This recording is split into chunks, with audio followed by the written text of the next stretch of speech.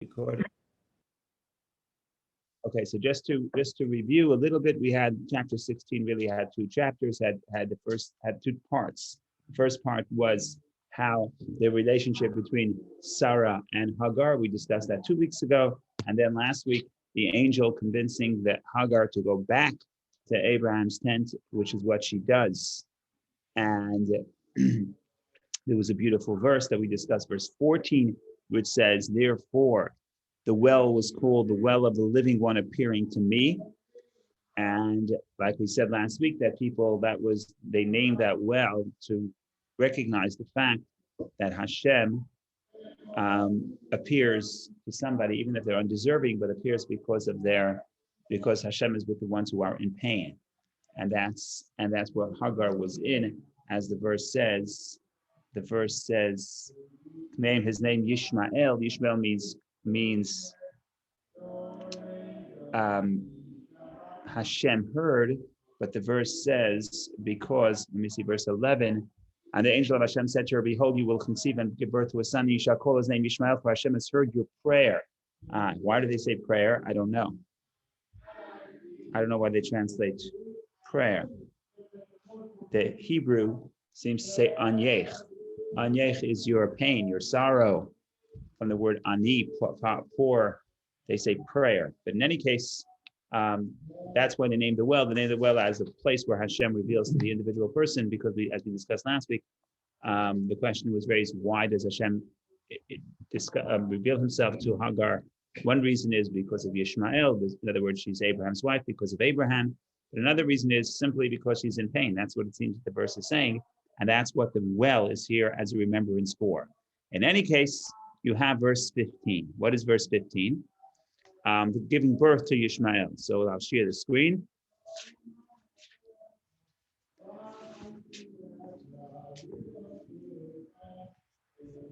Verse 15 reads as follows, Batelet Hagar, and Hagar bore a son to Abraham, and Abraham named his son, whom Hagar had born, Yishmael. So this is actually interesting. Why? It says that that Abraham named the son Yishmael, his son Yishmael. Now we know if you look at the book of Genesis, sometimes the name is given by the father, sometimes the name is given by the mother. There's even a time where the father and mother give two different names, right? That's with Binyamin. But in any case, here the verse says that Avram names his son.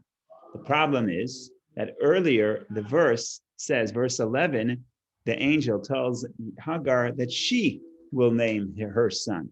If you look at verse 11 in the stone, it's page 71, the verse says, and the angel of the Lord said to her, behold, you will conceive and bear a son, and you shall name him Yishmael, for the Lord has heard your affliction. And I think I mentioned it briefly, but this is the angel telling her not only that Avram will have a child, in other words, that she will remain a maidservant, and the son will be considered Avram's son and Sarah's son. We discussed this 2 weeks ago. But initially, the plan is Sarah says, I will be built through Hagar, meaning it would be my son. And if you look later in the pattern in Genesis, when you look at the Rachel and Leah, when they give their maidservants to their husband, and Bilah and Zilpah have children, who names Bilah and Zilpah's children? Not Bilah and Zilpah. It's Rachel and Leah. So in other words, it's the mistress who names the children. Here, the angel says, don't worry, you'll go back. And part of the comfort to go back is it's going to be considered your own child. And that's why he says, you will call your son Yishmael. Right? So that's very significant. And now we read that Avram names his son Yishmael. So there's two interpretations. One interpretation is that Hagar tells Avram what happens. So Avram goes along with it, which is also interesting. And another interpretation is Avram himself gets the same prophecy. Or you could simply say that Avram names his son the way Hagar does. So this is sort of a confirmation that what the angel says earlier to Hagar, that she will name her son, but it's not that she will, and yet Avram would have a different name, but Avram also goes along with the name that she offers. So that's just a detail. Okay, now we read Avram's age when she gives birth. So the verse reads, verse 16, and Abram was 86 years old when Hagar bore Yishmael to Avraham. So now we know the age.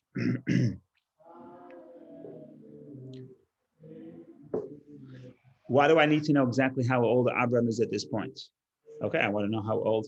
I want to know. Not everything that we hear about Abram's age, exactly how old Abram was when it happened. We hear Abram was 75 years old when he left. Haran to go to Israel. We know he gave birth to Yitzchak when he was 100. And here we read that when he's 86, he gives birth to Hagar, and he gives birth to Yishmael. It's significant. The question is, why is it significant? So there's a beautiful Rashi here, and Rashi says the reason why it has to be told over here is actually not so much for Avram, so we should know anything about Avraham, but it's more importantly for praise for Yishmael. Very interesting perspective. What's the praise for Yishmael? So next chapter.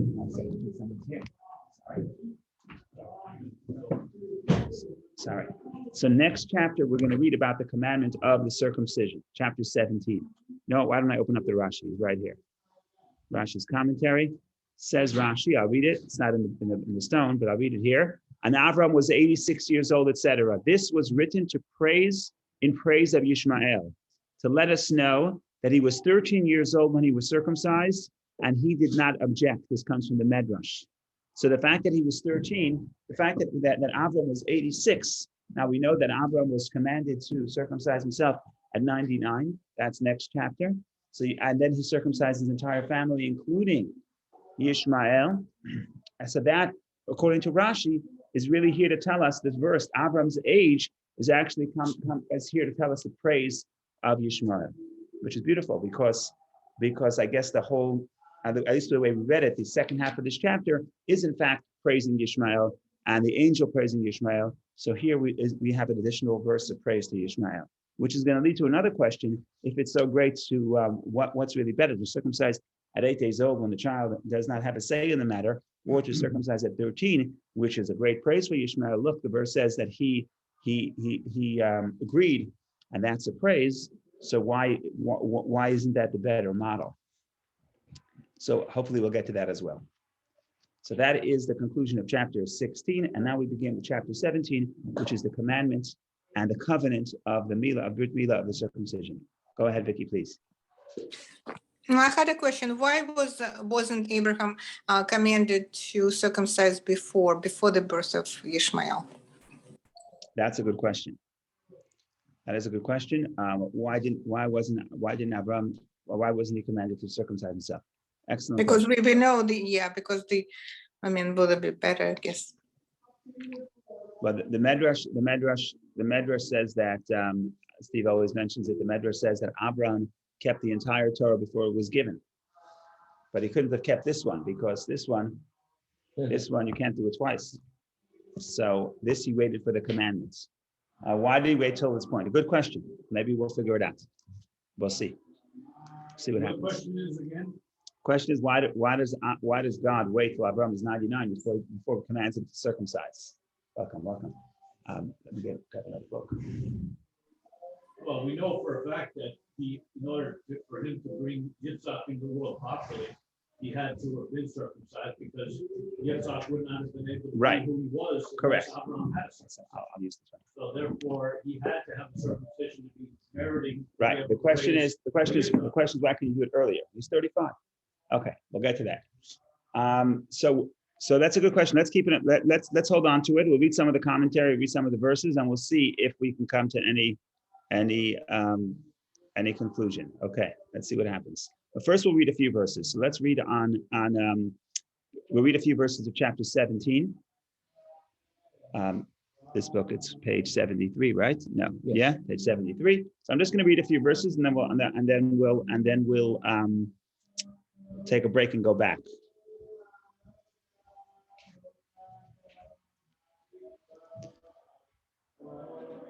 Okay, so basically there's going to be a few themes here. First thing God is going to tell Abraham is he wants to make a covenant.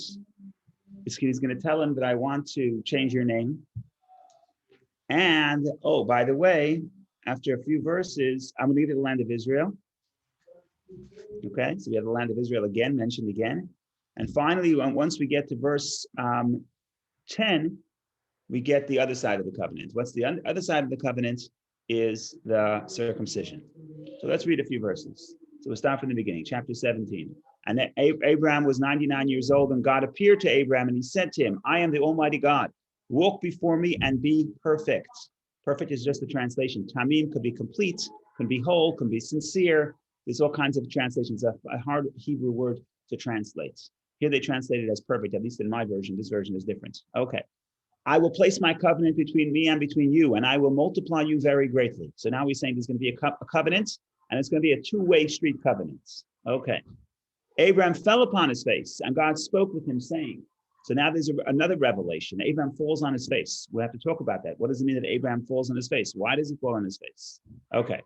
What does God say? At verse 4, as for me, behold, my covenant is with you, and you shall become the father of a multitude of nations. Right? So Av Hamon Goyim. He's saying you're going to become a father, not just of one nation, but many nations.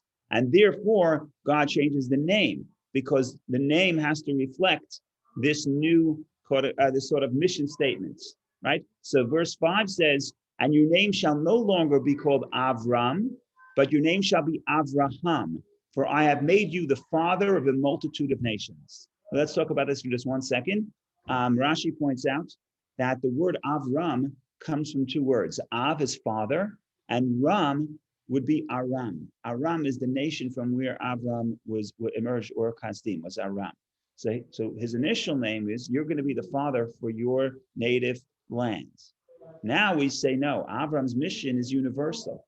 And because his mission is universal, now his name becomes Abraham with an extra hey. And hey comes from the word Hamon, many. And he says, the name is going to be Abraham, because now you're going to be a father of many nations. Okay? And so that's the hey, that's the addition. So it's very interesting. Before you think about the birth of, this is sort of introductory to the birth of Isaac. Before the birth of Isaac, God keeps saying you're going to have a son Isaac, but nevertheless, you still have Isaac, sort of the particular family of the Jewish people, but nevertheless, Abraham has a mission. Now is sort of his mission, is reminded of his mission, is a universal one, to be a spiritual father of many nations. Okay, it keeps going. The promises keep coming. Verse 6, and I will make you exceedingly fruitful, and I will make you into nations, and kings will emerge from you. And I will establish my covenant between me and between you, between your seed after you throughout their generations, as an everlasting covenant, to be for you as a God, and to your seed after you. Okay, so now he says we're going to have a covenant.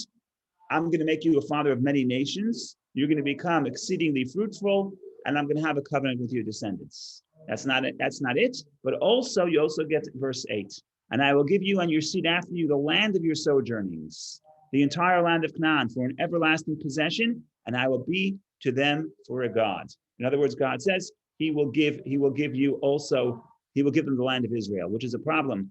It's not a problem. It's reiterating a commandment, a promise that was said many times. God already told Abraham he's going to get the land of Israel multiple times, including just a few chapters earlier at the covenant between the parts, right? Here it's reiterated. The question is, why is it reiterated? So that's something to keep in mind. So he says, you're going to be, I'm going to give you the land of Israel, and I will be your God.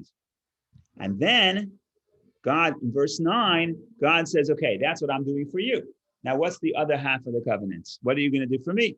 Right? So it says, this is the other side. So now we go to verse 9.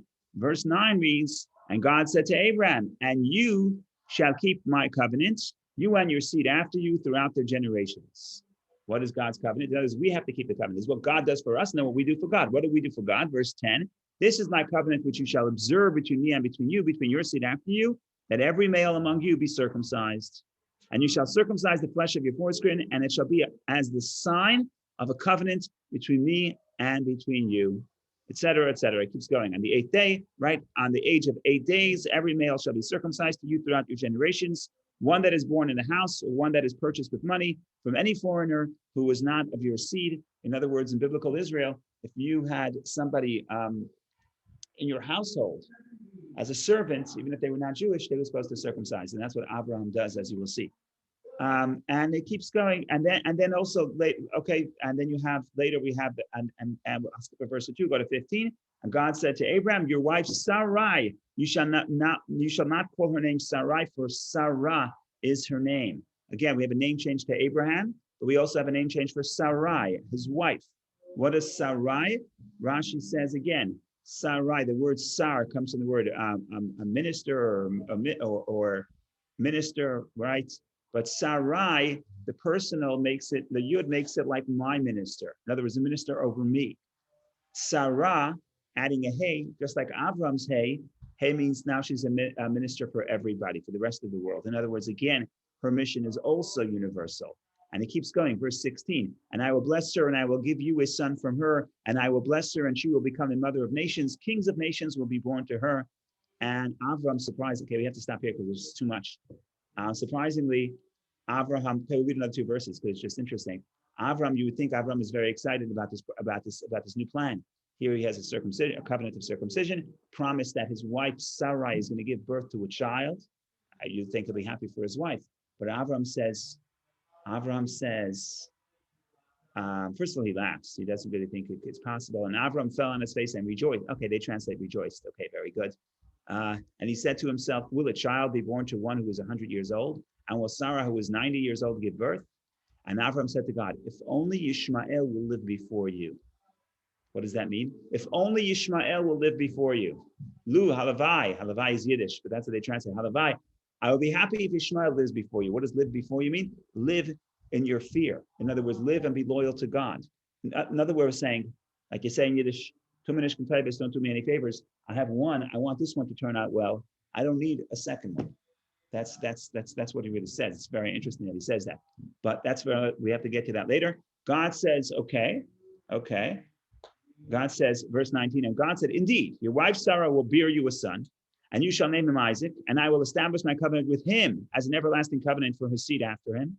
And regarding Ishmael, I have heard you. Behold, I have blessed him, and I will make him fruitful, and I will multiply him exceedingly. He will beget 12 princes, and I will make him into a great nation. In other words, God comes to Abraham and says, your wife Sarai is having a child, is going to have a child. How does Abraham take that? Abraham takes that, oh, maybe there's a problem with Ishmael. Why do I need another son? Maybe the first son is not going to be a proper bearer of the legacy of Abraham. Maybe he will not be loyal to God. So he says, Abraham is less concerned with this new son that's not born yet.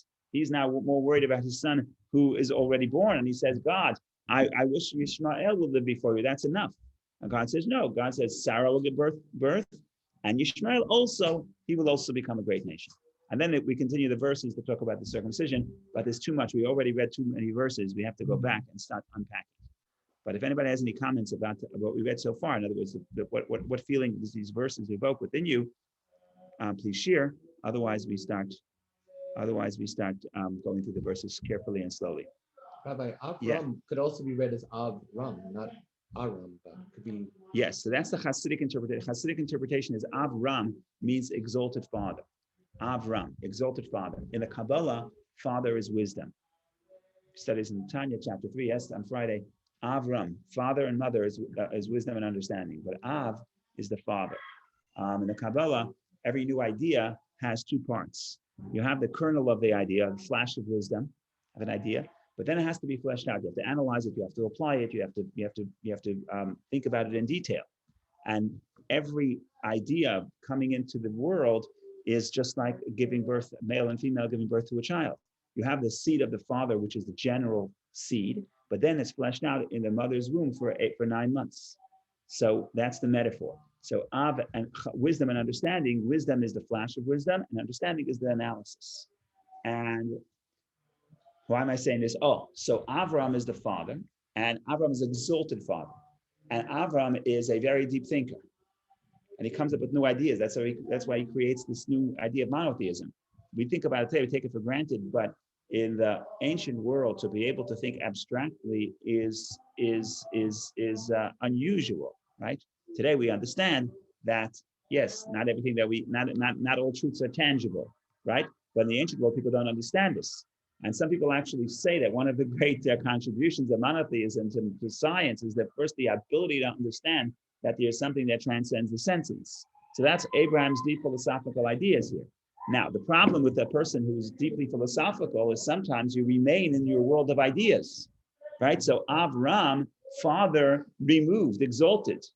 And now Abraham's life mission from when God tells Abraham, Lech Lecha, travel to yourself.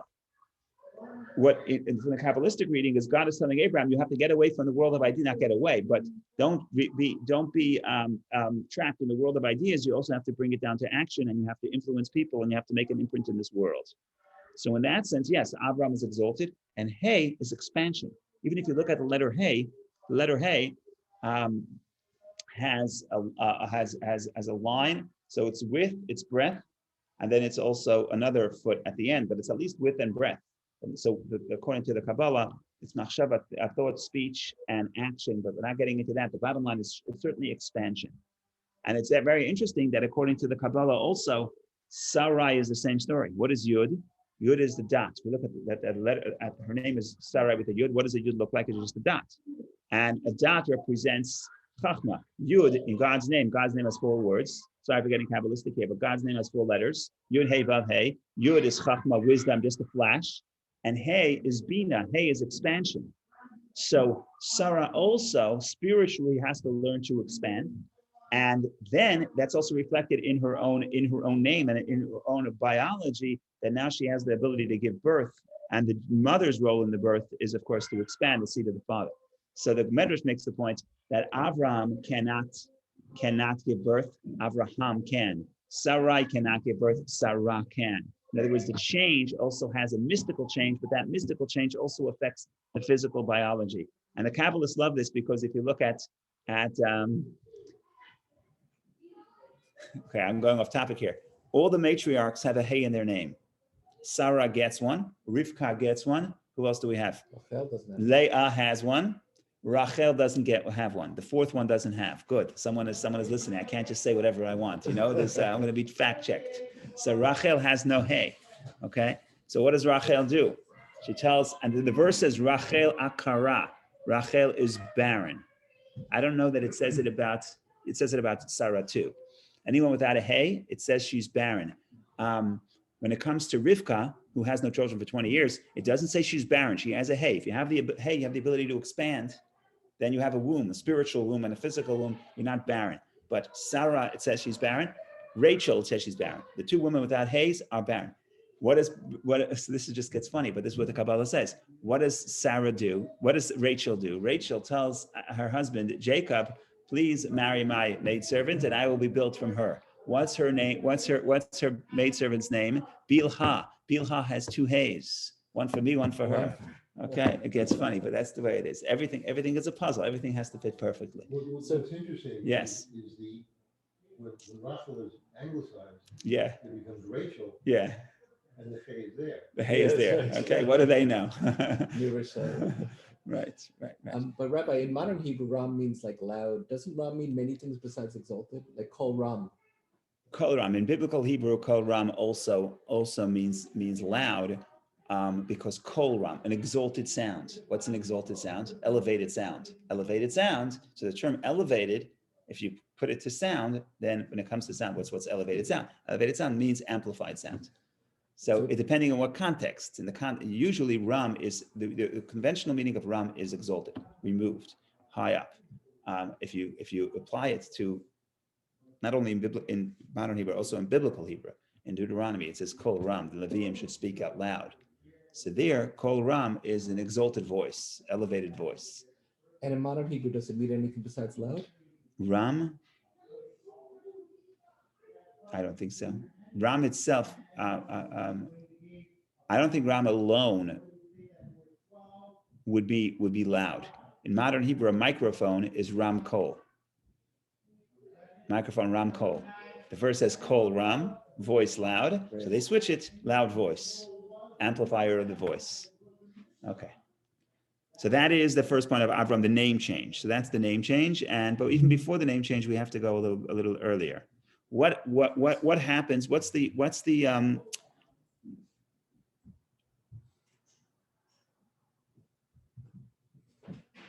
okay, in some sense, let's try to look at the big picture a second. In some sense, the circumcision is the first mitzvah that Avraham receives that applies to us as well. right? Because Avram had different other commandments to move to Israel, but that's not necessarily a commandment. It's not one of the 613 commandments, at least according to some people, many people, Maimonides. What is it? Moving the land Get of Lech Israel is Lecha. not a command? It depends who you ask. Ramban says it's a commandment. Rambam says it's not. No, but we know that living in the land of Israel It's is a a mitzvah. command. Oh, well, okay. So it's not necessarily technically one of the 613 commandments. Living in the land of Israel. Living is in the not- land of Israel may or may not be a commandment. I'm telling you that there's a big debate between Nachmanides and Maimonides. Nachmanides says they all agree it's a wonderful thing. It's a beautiful. We'll get to that in a second. In this, it's certainly a very holy thing to do, as we will see in this chapter itself. You're saying that right No, now that I'm not it's saying- not a command I'm not of- saying of it, no. the Torah that No, we I'm not- live in the land. of I'm not Israel. saying that. Maimonides is saying that. Okay, well, but we don't hold by Maimonides, we hold by the Torah. The Torah commands us to do certain things. We don't hold by a philosopher who studied the Torah, we hold by the Torah itself. And you're Okay, saying that's right beyond- now that's it's not a beyond- command of Israel that's to be- live in the land of Israel? Let's leave that. That I have disputed. Okay, that we'll leave We that have for. to take that up with another rabbi. We'll leave that for 10:30. We'll discuss that at 10:30. What I'm trying to say is that there's a commandment here, which is one of the first commandments that Abraham receives, and that's a commandment to us, circumcision. In fact, it's very strange because Maimonides puts out says that any mitzvah we do it not because it was commandment to the patriarchs, but it was because it was commandment to Moses. Right? Everything we do, we got the Torah at Sinai. So even, for example, there's some commandments that are pre-Sinai. For example, circumcision. For example, the skid hanasha, not to eat the sinew of the thigh, because of what happened to Isaac, to Jacob. The bottom line is, Maimonides says all those times, the story happened before Sinai, but at Sinai it was reiterated to us that at Sinai God commands us to do those commandments, and that's why they're binding upon us. Now, Just go to ahead. interrupt. Isn't there either in the book of Joshua or later on in the Torah itself that when the Jews were in the desert for all those years that they were not circumcised? They did not circumcise. That could be because of health reasons. We don't circumcise if there's a health reason. So you're right. In the book of Joshua, it says that the Jewish people, when they first came to Israel, they came to Israel a few days before Passover, and the first thing they had to do you cannot eat the Paschal sacrifice unless you're circumcised. So there was mass circumcision to be able to celebrate the first Passover. Correct. But the mitzvah applies. It's just that technically they couldn't do it in the desert because they didn't have insurance companies and hospitals. No, I'm saying they didn't have the conditions to make sure that everything is healthy, because when you're traveling in the desert, it's dangerous. So that's that. Wasn't there also an issue with Moshe and his son? that Correct. didn't have a circumcision, Correct. and his Moshe. wife told him, "You better get Moshe was almost circumcised killed. Correct. because he's non-circumcised." Correct. It's, Correct. But what am I saying here? What I'm trying to get to the point here is like this: that the verses, when we circumcise, we say, "Blessed are you, Lord." You have a sitter here. Should have. Is there a sitter here? Blessed are you, Lord, sanctify us with his commandments, and commanded us to bring him into the covenant of Abraham, our father. Right? So we evoke Abraham at every bris. We don't do that with the other commandments. So there's something about Abraham's circumcision that is relevant to our acceptance of this mitzvah. Okay? So there's something about the mitzvah of circumcision is important for all the mitzvot that we do. In some sense, it's a symbol for all the mitzvot that we do. And this is a very important concept. And this is the Hasidism talks about this, but everybody talks about this from a different in their own words. But they're really, I think, saying the same point. And that is as follows. We talk about this all the time because it's a very, very fundamental Hasidic idea. But what is the purpose of religion? What's the purpose of any religion? So for the most part, religion is a means to connect to God, right? Become more spiritual, connect to God. In Judaism, it's a little bit different. And that's why some people like to say that Judaism is not really a religion. Judaism is, of course, a relationship with God, but that is obvious. In other words, but it's beyond that. In a sense, the purpose of religion is really to sanctify the physical world, to sanctify the body, to sanctify the physical world around us. That's the purpose. So it's not so much an escape from the physical, but it's a sanctification of the physical. Now, to do so, you also have to retreat from the physical. That's the irony here. If you want to sanctify the physical, you also have to retreat from the physical. According to the Kabbalah, it's called running and returning, right? So in other words, If you are just involved in the material world, the materialism will draw you in. If you set aside time to become more spiritual, to think about God, to connect to God, to escape the physical, then when you return to the physical world, you will be able to sanctify it instead of being drawn down into it. So that's the model. The model is running and returning. So in the morning, when we say the Shema, we pray, we are escaping the physical. And that's why we could be mistaken as a religion. People think that's what we are, right? In other words, this is a path of how to escape the physical and come close to God. We have that element in Judaism as well, but that is not the purpose of Judaism. That's not the full picture. It's almost, there's so many stories in the Bible that show the problem of people who are just escaping. If you run without return, if you run and you don't return, you get into a lot of trouble. Certainly not God's will. Right? There's a story in the book of Leviticus, which is the two sons of Aaron, which is the symbol of the two people who want to run without return. Therefore, in Judaism, everything in the Torah is about halacha, law, Jewish law. Jewish law is this is how you should do this is how you should do that. And a lot of spiritual seekers get very turned off by Judaism because it's so technical and so physical.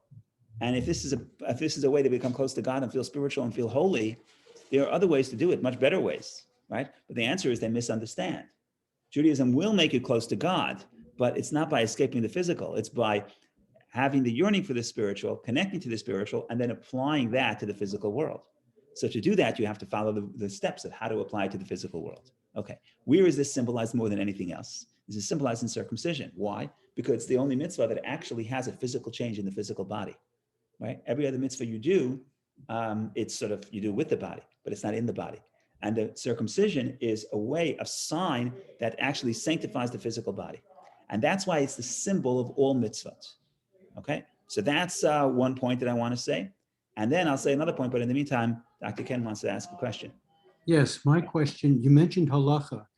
Is there anything in the halacha that tells us what to do with the severed foreskin? No. Really? No, I think they bury it. I think they bury it, yeah. And they're using it currently in some foreign countries for certain kinds of plastic surgery, I understand now. Yeah. But that's an aside. Yeah, the law, I don't think there's a law, but I think they bury it. That's what I think they do. Go ahead, Steve. Well, circumcision only applies to half the population. Correct. Circumcision applies to half the population. The other half of the population is considered, according to in Jewish literature, it's like someone who is born circumcised. So it's not that they're not circumcised, but they are born circumcised. So they have that effect. Noah. Like there are a few people that says they were Adam born. born circumcised? I don't know. Well, Could be. That's what it says. It could be. Is there some kind There are people who says that they were born circumcised. Yes. So the point here is that that in general, there's the purpose of refining the world could happen in two ways, and without So getting a woman is born circumcised. a woman is born circumcised. What does that mean? I don't want to get I don't want to generalize too much but I want to say in general, at least Kabbalistically speaking. First, let's just stop for a second and say that okay. Let me just try to do this without getting without stepping on any minefields here with being impolitically correct. But in general, the way it works like this, at least according to the Kabbalah. And again, just the preface is that when you say masculine and feminine, man and woman in the Kabbalah, doesn't necessarily break down biologically. In other words, every soul has both feminine aspects and masculine aspects. So everyone has both. God himself has both masculine aspects and feminine aspects. Of the 10 sefirot, some are masculine and some are feminine. For the most part, most men, the masculine aspects are dominant. For the most part, most women, the feminine aspects are dominant, but it's not necessarily. So if you tell me, well, I'm a male, I don't feel this way. You're a female, you don't feel that way. That's totally fine because, like I said, everybody has both. But in general, if you want to talk about the aspects of the concept of male and female in halacha, in Kabbalah, I should say, is that they operate in different ways, in the sense that the male wants to conquer.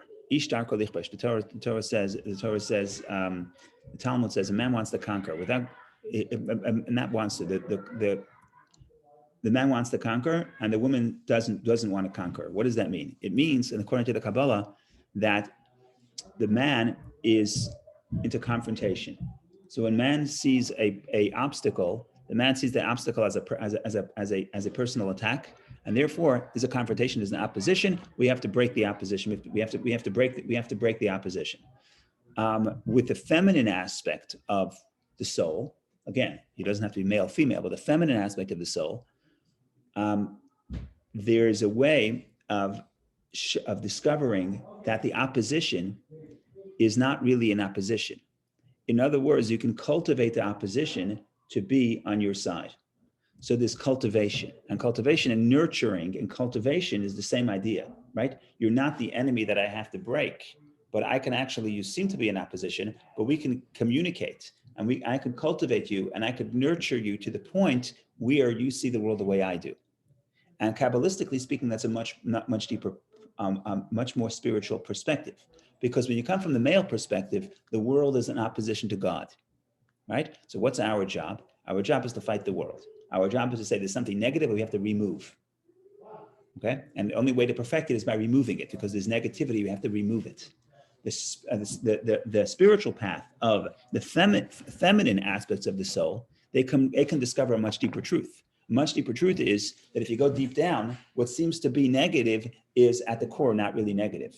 If you can cultivate it, it could become spiritual. And that's why, Kabbalistically speaking, when Mashiach comes today, today is a male-dominant world, because it's much harder to get to that truth, to actually realize and discover that the opposition at the core of unholiness is really holiness that can be rectified.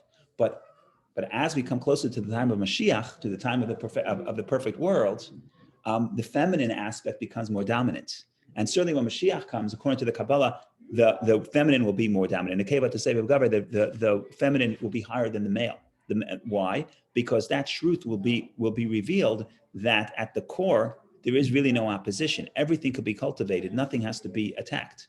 So this is long-standing Kabbalistic principles. Going back to the question of male and female for the circumcision. So how do you get to the point of completeness? So the male has to identify the negativity and remove it. Right? So again, this is not the reason. Again, I have to just preface. There's many reasons for the circumcision. We'll get into some of them now. But from this perspective, if you want to view circumcision as male, as for the male, and the circumcision represents the idea of removing the negativity, then it's very consistent why it applies specifically to the male, because that's how the male solves the problems. You identify the problem, you get rid of it or destroy it. The feminine aspect, they have a different spiritual path. And that spiritual path is ultimately going to be the true path. In other words, they're both true. But ultimately, we get to the point where as the world becomes more and more refined, the feminine becomes more dominant, because you can actually cultivate and find the core of good within what appeared to be negative.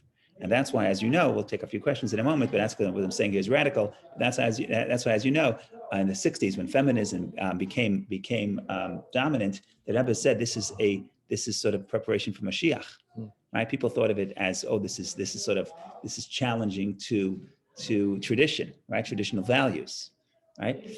But the Rebbe said, no, this is what the Kabbalah says. When Mashiach comes, the feminine aspect becomes more dominant. So this is just a preparation. This is just a representation of this deeper truth, because everything that happens in the physical world is really a reflection of what's happening in the spiritual world. Okay, I said enough. Go ahead. Well, I just want to take issue with this concept of male and negativity. My understanding of the Kabbalah and from the books that I've read is that the male represents a giving force in the universe. Female represents receiving. Male represents creativity. Female represents submission, receptivity. Okay, So there's a giving force to a male that wants to give. That giving comes in the form of his seed. It comes in the form of his desire to create, his chachma, his wisdom, and all the energy that he has. It's not negative, it's creative spirit. Correct. So again, first of all, I can't say everything on male and female on one foot, but let's just stop. They'll be here forever. So I just want to stop on what you said, take what you said, and explain how I understand it. And I may be right, maybe wrong, but we'll continue at 10:30 because we want to give other people a chance as well. Here's the thing. You come to a male with a problem. What do? They say, here, I'll give you a solution. Consistent with what you're saying. I'm going to give you a solution. And why are they doing that? Because they want to give. right? Because you're good, because you're giving, and you're right. Ahava, love, chesed is the right side of the right column, which is giving. So it's giving. So you come to a male with a problem, they want to solve your problem. Now, what do women hate? When they come to a male with a problem, they want to solve the problem. Because what does the woman want? Empathy. They want you to understand. They want you to feel for their problem. They can solve their own problem. They're not here for a solution, right? But the male, you come to the male's world, you have a problem. So what do I need to do to solve the problem? And that's the male's world. Nothing wrong with that. And in fact, it's not a question of bad and good. It's a question of how do you deal with an opposition? And I didn't say males are bad. I said this is how the male does. It identifies the problem. Let's zero in on the problem, solve the problem, and get it out of the way, right? But the feminine aspect, I'm not saying females, I'm saying the feminine aspect says, we don't have to identify this. First of all, we have to understand it. Then we can talk about it. And then we can feel it. And then you know what can happen? We can actually cultivate it. And then they finish talking to you, and you know what? You don't have a solution to the problem, but it's okay. It's not a problem anymore. It's no longer a problem. Once we discuss it, it's no longer a problem. And Jonathan is right. Receiving is the ability to hear from the other person, accept from the other person, and that in some ways that's bringing out within the person, cultivating within the person to say what I want them to say. That's part of the process.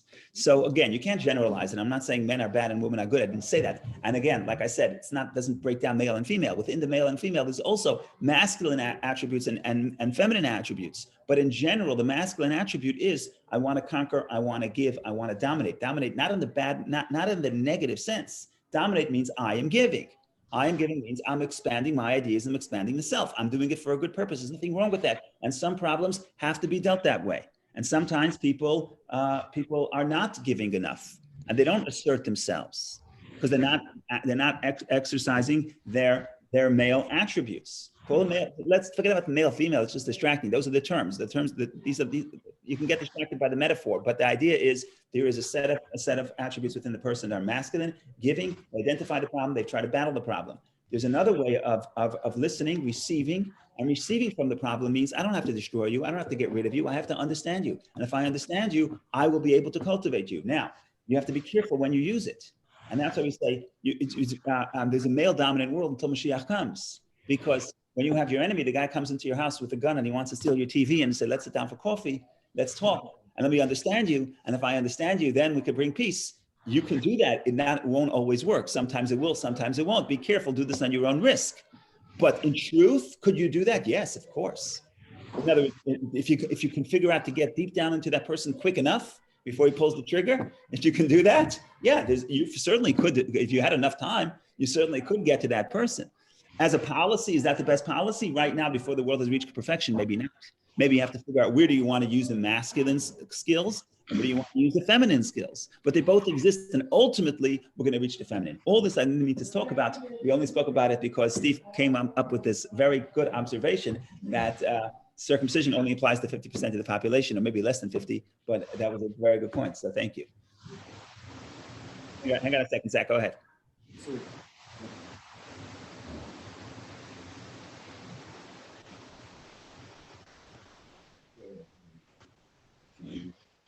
Right. Correct. Now, again, I'm not a criminal justice expert, but the point here is that you need both. You need, according to Kabbalah, you're going to need kindness, but you also need discipline. If you have no discipline in the world, if you have no judgment, there'll be chaos. So you need both. There's no question about you need both. The question is, and sometimes when one is not working, you obviously have to pick up the other one, right? So there is no rule of thumb exactly how to play this out. But the point is it true that you can ultimately, every soul has good? Yes. Is it true that you can cultivate certain souls? Yes. You may need some time, you may need the money, you need the resources. Is it true that when someone comes into your house, by sitting down for coffee with them, you may or may not get what you want? That's also true, right? So, but the truth, but that's an extreme case. I'm talking about within my own family, my children, right? You want your child to do something, right? So one way is you're going to set down the law and order. So this is bedtime, 9 o'clock is bedtime. And that's what we do, right? So that's the masculine aspect. I'm going to dominate. I'm going to express. I'm going to show. Not because I'm a bad person. To the contrary, because if you get into bed by 9 o'clock, you'll have a good day tomorrow. If you don't, it's going to be chaos, right? So that's one way. And the other way is to do the same, get the same result. but do it through having the child want to go to bed on time. That's the long way. It's longer, right? Takes longer, but That requires them to have their own wisdom, though. but it's, as a parent, it's your job to cultivate that wisdom within the child, and you also have to make borders. So you have to use both. It's not one or the other, right? That's the point here. But the point here is spiritually. Okay, yeah, this is we're totally off topic. But go ahead, Zach. Go ahead. I just want to give an interpretation and personal experience with how you define difference between men and women. Okay. Modern interpretation, kind of modern, from machine learning, every problem has certain inputs and outputs. And male, according to what you said, concentrate more on outputs to solve the problem.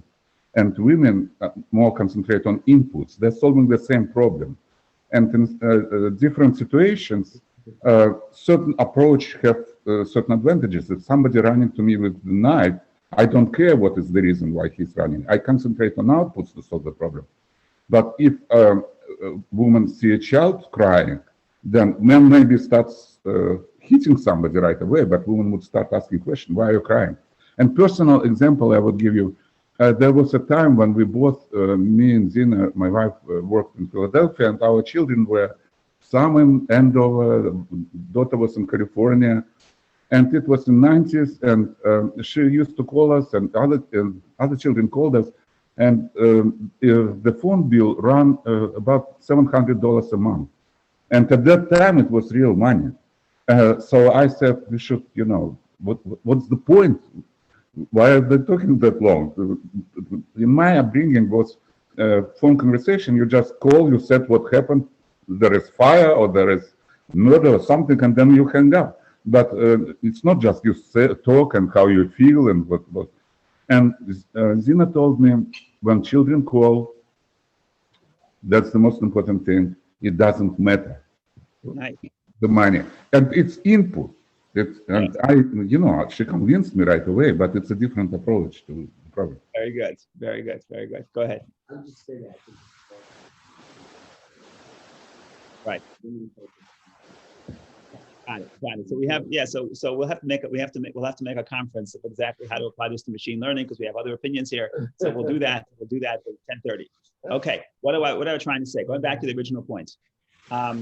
If Judaism is about influencing the physical world, could you see this within this story itself? The answer is, according to many people, the answer is yes. So let's look at this story, and verse does it actually twice. Okay, I'm just going to mute just because I'm getting background music, but if you need to ask a question, please don't hesitate. If you look at chapter 17, verse 3, and Abraham fell upon his face, and God spoke with him, saying, this implies that when Abraham receives the prophecy, Abraham falls on his face. We have to figure out what that means. What does it mean he falls on his face? Let's see if Rashi will help me here. Oh, Rashi is amazing. If you ever need help, you're reading a verse, just look at Rashi. Rashi's outstanding. So it's not maybe in the book on the bottom here, but I'm going to read Rashi on the screen. And Abraham fell upon his face. Verse 17, chapter 3 says Rashi as follows: and Abraham fell upon his face from fear of the Shekhinah. For as long as he was uncircumcised, he did not have the strength to stand when the divine presence stood over him. And that is what is said concerning Bilam, who falls and his eyes are open. Numbers Rabbah from the Medrash. I found this in the Brit of Rabbi Eliezer. Says Rashi like this: before Avram circumcised, when he would experience prophecy, he would fall on his face. And by the way, if you look at the book if you look at the later books in the Bible, it's very common for prophets to do. When they would experience the prophecy, they would lose all touch of physical sense. They would lose all awareness of what's going on in the physical world, and they would just collapse or make strange sounds. And that's why in the Bible, the term that they used for prophet, it's funny, but it's mishuga, crazy person. Because when you experience prophecy, you lose the awareness of your surroundings. All the exception of Moshe, who received prophecy directly without the Correct. But now we're saying Moshe had face to face even in his waking hours. But now Rashi is saying this is Abraham before the circumcision. After the circumcision, it changes. Where do you see that it changes? So if you turn the page, it's very interesting. If you turn the page to next chapter, let me just find the right page here. If you turn to the beginning of the next parsha, on page 79, let's read the beginning of chapter 19. This is literally 3 days, according to the Seder, it's 3 days after the circumcision. Now the Lord appeared to him in the plains of Mamre, and he was sitting at the entrance of the tent when the day was hot. Abraham is sitting in the mid-afternoon, it's boiling hot. He's sitting at the entrance of his tent.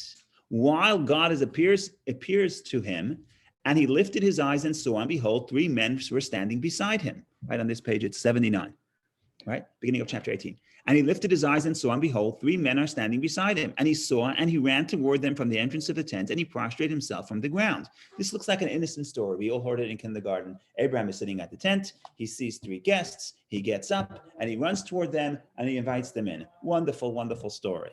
But what we don't realize is the contrast between chapter 18 and chapter 17. Chapter 17, when God comes to him, what happens to Abraham? He falls on his face. Chapter 18, when God comes to him, what happens? No problem. He's multitasking. He is experiencing the revelation, and yet he's aware that 3 Arabs are passing by, and he should invite them. And he can do both. What changed? What changed is now, after the circumcision, he can experience the holiness of God, the awareness of God, as well as being involved in the world simultaneously. That's a big change. The circumcision perhaps represents that change, because circumcision represents that the holiness of God actually affects the body.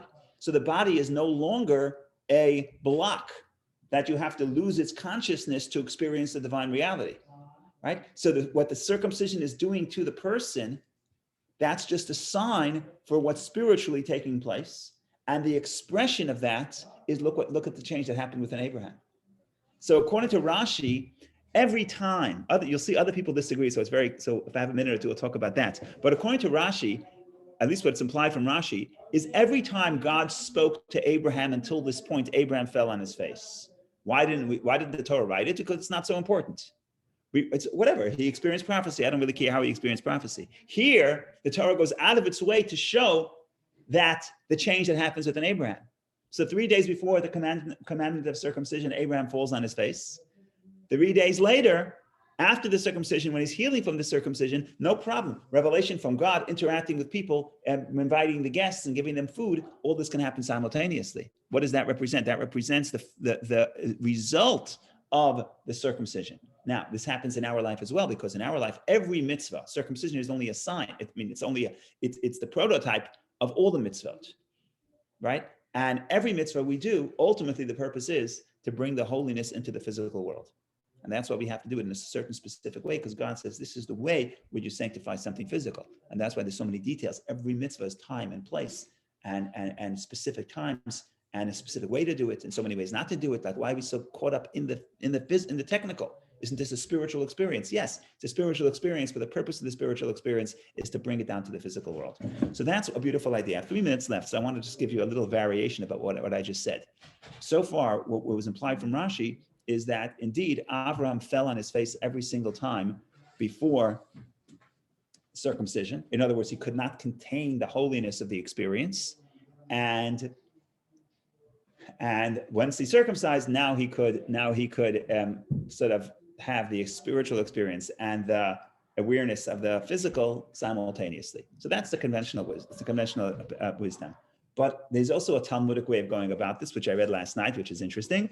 So I'm going to give it to you. If you don't like it, it's fine. You can leave it. So I'm going to give you a Talmudic analysis here, and also a spiritual ramification of that. But if you don't like it, so just rewind and you stop at 10:27, and whatever we said till now is good. And after that, you can. So another way, a Talmudic way of thinking about this is no. Every single time till this point, when Abraham experienced revelation, he did not fall on his face, because that's what the Torah doesn't say it did. He only fell this time, before the circumcision, and after the circumcision, he stopped. So what's the Talmudic way of looking at this? Talmudic way of looking at this is, before there's the commandment for circumcision, the foreskin doesn't really represent a problem. It only represents a problem once the commandment is introduced. In other words, before the concept of the commandments, there's no problem. And only when God says you have to circumcise, now that possibility was introduced. So now if I'm not circumcised, it's a problem. And therefore I have to overcome it.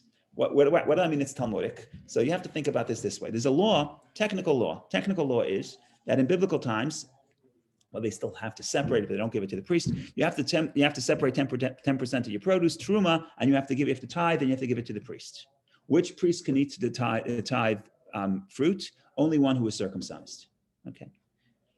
Well, which priest wouldn't be circumcised if he was? Let's say someone can't circumcise because of health. Okay, for example. Okay, now comes a problem. What happens? And how do you consume it? You could either eat it, or even there's other ways of consumption which were permitted. For example, if you have oil, you can oil the skin. You can use it as a oil for the skin. You can use also the oil of teruma, oil of the tithe that was tied. The priest is allowed to use it. So now the question is like this: are you allowed to take this oil from teruma, the tithe oil, and put it on the skin of a baby who's 7 days old, under 8 days old? Okay, what do you think? You can't use it if you're uncircumcised. So go ahead. I would say before it's 8 days you can, and then after the 8 days you can't. Oh, this is very Talmudic. That's what the law is. The law is up to day 8, you're not uncircumcised. Why? Because there's no mitzvah to circumcise to begin with.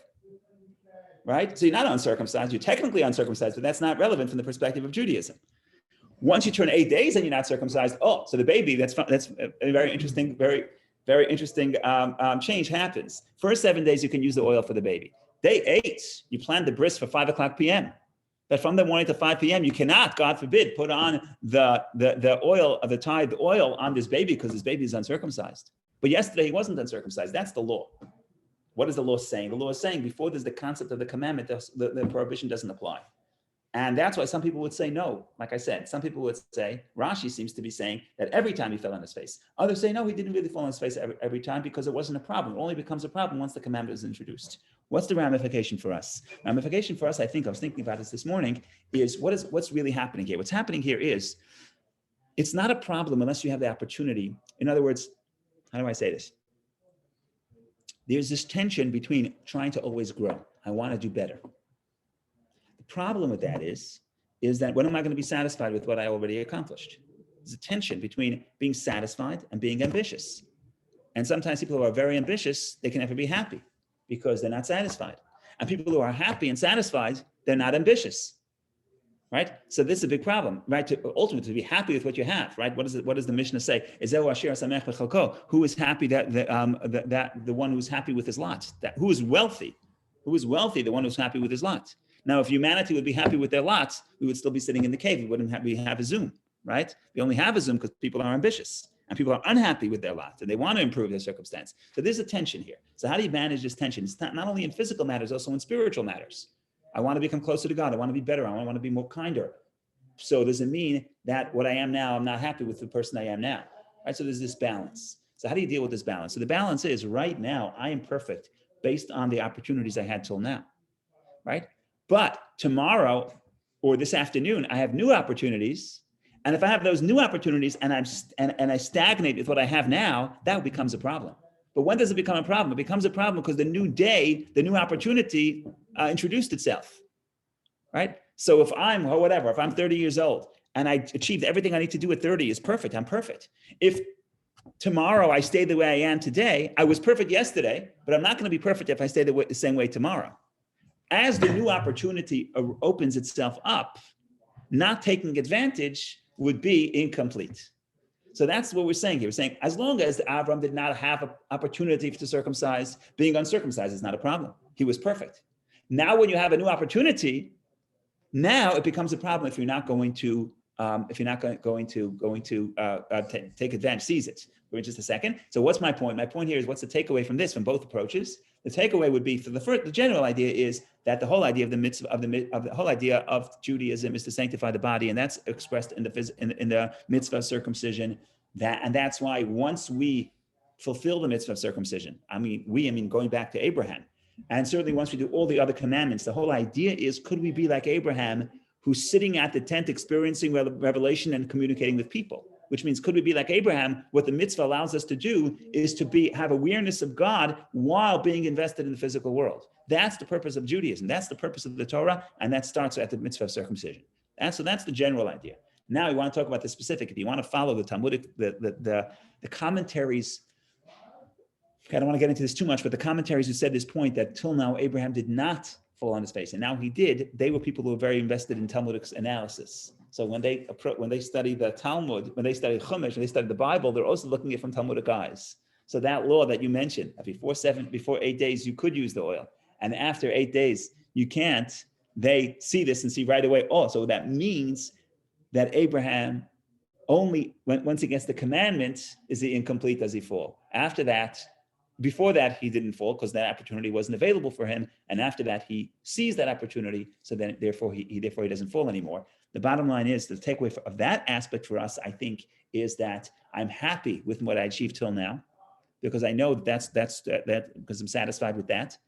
But if that's the person I am at this moment. But for the next moment, if I don't open up to the new opportunity, then I'm stagnating, and that's a problem. So that's why I can do both. I can be satisfied with what I have, and also for the moment, appreciate every moment. But in the next moment, not be satisfied and say I need to do more.